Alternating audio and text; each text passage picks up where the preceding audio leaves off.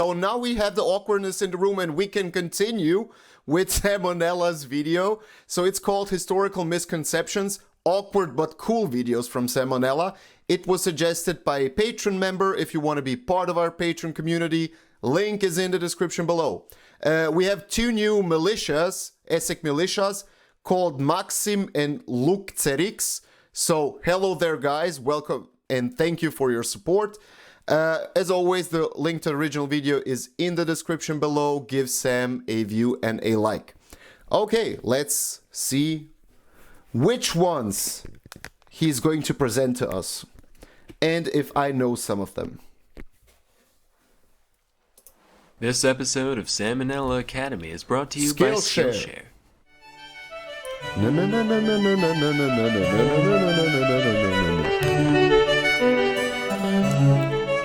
Hey kid. Yeah, you.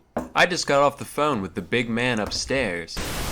Hi there, Sam. And he told me that I need to clear a few things up around here. So without further ado, here's 10 pieces of malarkey that you might still be spreading. Number 1. Nobody was ever burned to death at the Salem witch trials. Of the accused, 15 died in prison, 19 were hanged, and 1 was squished to death. That last one is way more interesting than any cremation, by the way. Dude was a badass. His name was Giles Corey. He was 81 years old and so done with the town of Salem's garbage that he wouldn't even dignify the trial with a plea. So the town stuck him between 2 boards and stacked rocks on top of him in an effort to draw out a confession. But every time they tried to get something out of him, all he would say was, "More weight." This went on for 3 solid days until he finally died, never giving any indication as to whether or not he was a witch. One can only wonder. Number 2, Okay, Salem witch trials. I think that Americans know more about that. But I, as a European, I just know the vague topics, like it was in Massachusetts. It was the end of the 17th century, 1680s, 1690s. But fun facts about Europe: witch trials and witch burning were, common in Europe throughout the centuries. But the last state in Europe that recorded, killing or a witch, prosecuting a witch, was Prussia in the early 19th century. Just a fun fact. And also statistically, as far as I know, if you went into trial in Europe and you were, accused of being a witch, of course, predominantly females were said that they're witches, you had a approximately 40-50% chance of getting convicted. So, yeah. Any indication as to whether or not he was a witch. One can only wonder. Number 2, the OG Buddha wasn't the obese guy. That's Budai, a Chinese folk character meant to represent Maitreya, aka future Buddha. Now this shirt is double sad. Number 3, Buddha wasn't a guy. Budai, and he also represents, he's always in his, looking like a poor guy, but also fat, obese, or whatever. And then, as far as I know, I'm not that familiar with the cultures in Asia and so on, but doesn't he look different in different parts in Asia or something like that? But he kind of represents, having everything, like obese, but still being poor, contradiction, whatever. I'm not that into religious stuff in Asia, so let me know if you know more. Okay. Aka future Buddha. Now this shirt is double sad. Number 3, Buddha wasn't a god either. He was just a guy named Gautama. Yep. Now this shirt is triple sad. Number 4, ever heard of a vomitorium? And his first name was Siddhartha. I think I pronounced it correctly in English. Siddhartha Gautama. And he was actually a true person who walked the earth. And he was actually a prince, so in the higher echelons of the society. But then, as far as I know, he kind of said, I don't want to be rich and famous and whatever. And he left everything behind and went his way. And then he was a preacher, teacher, also a healer and stuff like that. So, yeah. Okay, vomitorium. Gautama Rome. Now this shirt is triple sad. Number 4. Ever heard of a vomitorium? Turns out, no. It's not a place where Roman nobles would go to make room for more pheasant spleen and lobster eyelids. It's just a big entranceway to the Colosseums that hordes of peasants would spew out of. Number 5. Washington never cut down a Okay, I was never in Rome, unfortunately. I was in Italy, in northern Italy, in different places, but I was never in Rome. But I was in Pula. Italians, Croats, and like Slovenes will know what's in Pula, in a Croatian city. But as far as I know, wasn't that... I mean, I don't know about the term vomitorium, but didn't the Romans actually puke? Maybe the place wasn't called vomitorium. Maybe there was a different term or something like that. But didn't they do it as, like a status symbol that they can eat so much and so on? Let me know if you know more about that. Maybe it wasn't called vomitorium. Maybe it had a different name. But okay, George Washington. That hordes of peasants would spew out of. Number 5. Washington never cut down a cherry tree in his youth. I don't get this one at all. Apparently it's supposed to paint the man in a good light somehow. It's like, Tyler, what the hell happened while we were gone? Where's the tree in the front yard? Oh yeah, that was me. Got bored. Just felt like vandalizing something, Hey, what about my honest character? Number 6. The pyramids weren't actually... Okay, I don't know what he's talking about. With wood. I really don't know. Let me know. If you're American, you probably know more than me. Oh, the pyramids.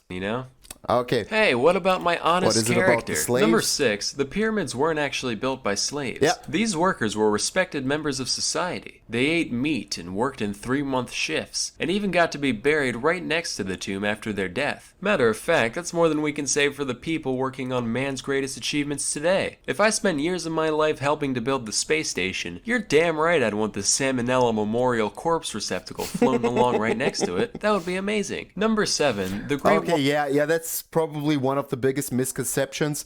Look at the term corvée, the French term called corvée. The thing is, yeah, they were well-respected members of the society. They were, like different skill sets and so on.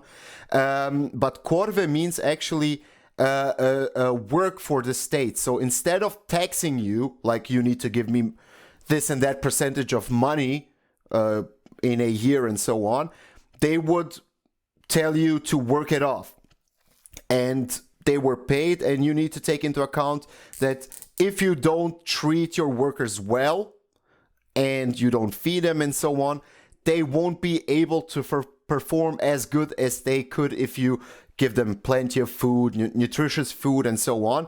And yeah, they would work mostly when there were floods in the Nile. So they couldn't, agriculture was the biggest thing in Egypt at that time, and also in the world, like economically and so on. And if you couldn't work on the land, you just go there and work a month, 2, or however long the flood takes, and you work there.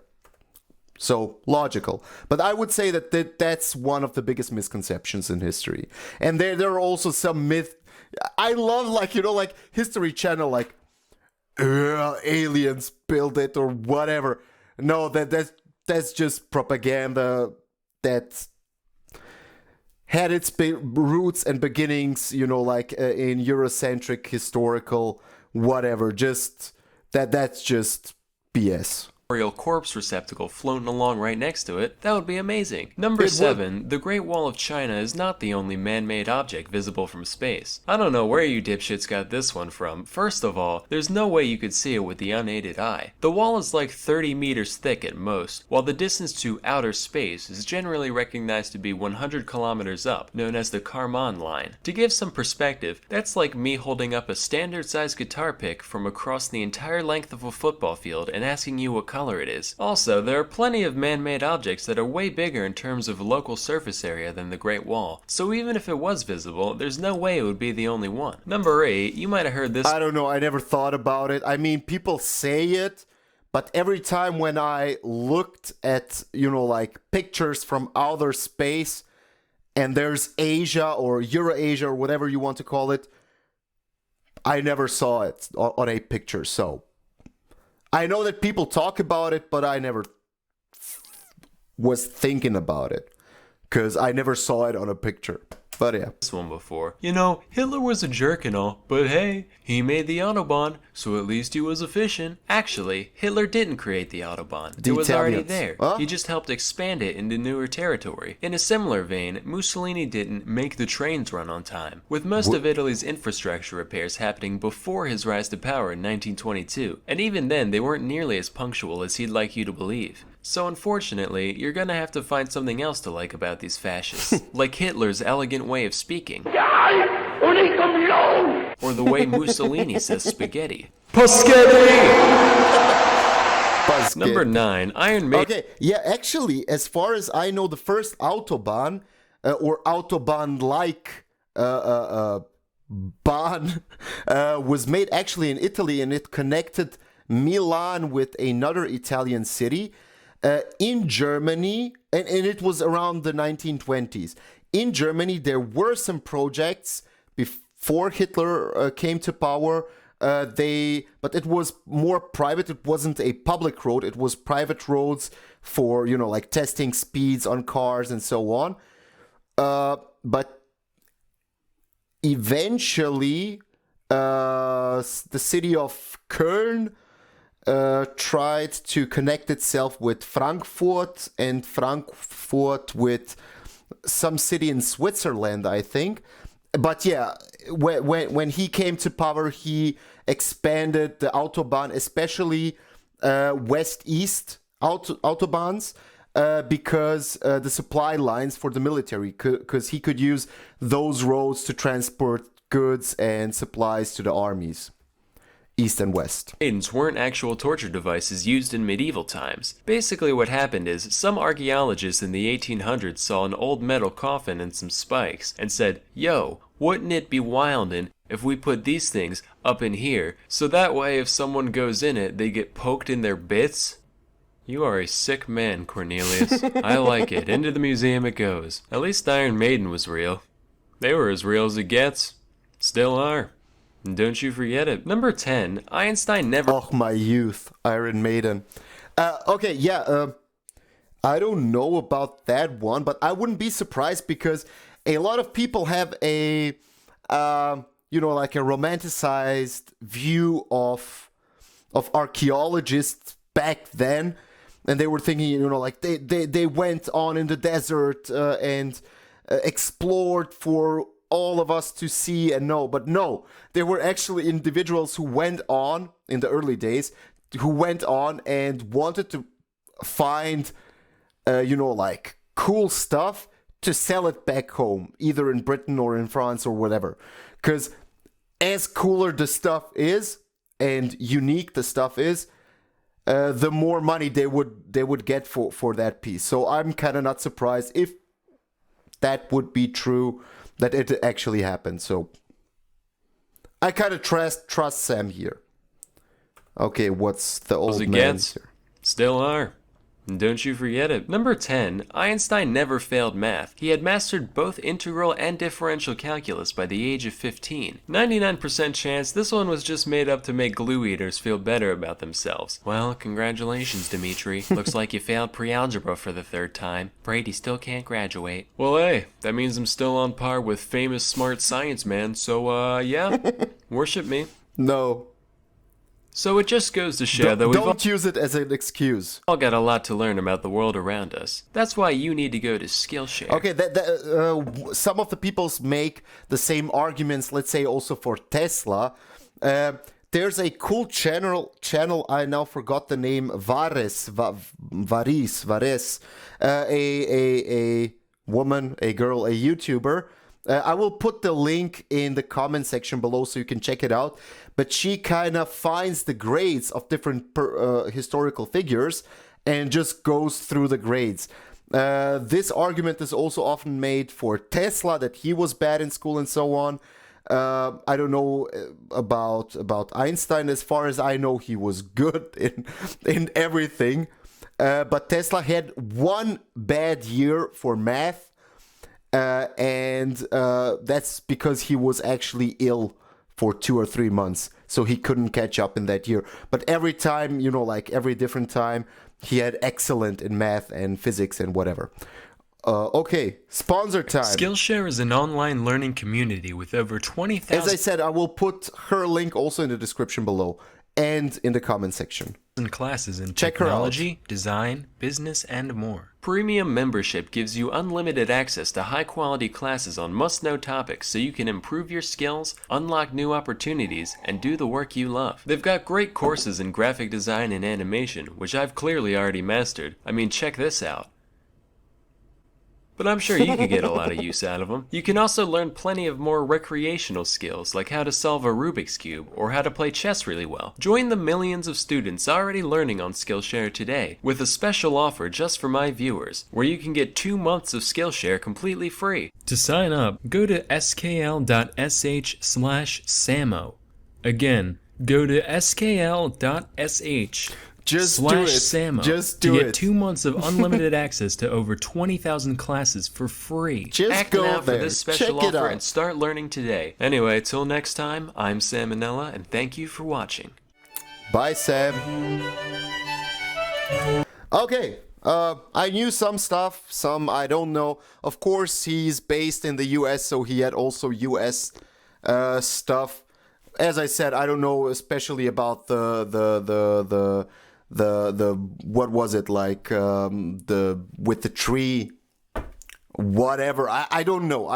That's why you're here. That's why you are part of the community, to give people and me information, additional information that we can then search around the internet and find it. I hope that you enjoyed it. If you want to be part of the community, just hit the subscribe button, notification bell. That's everything I'm asking you to do.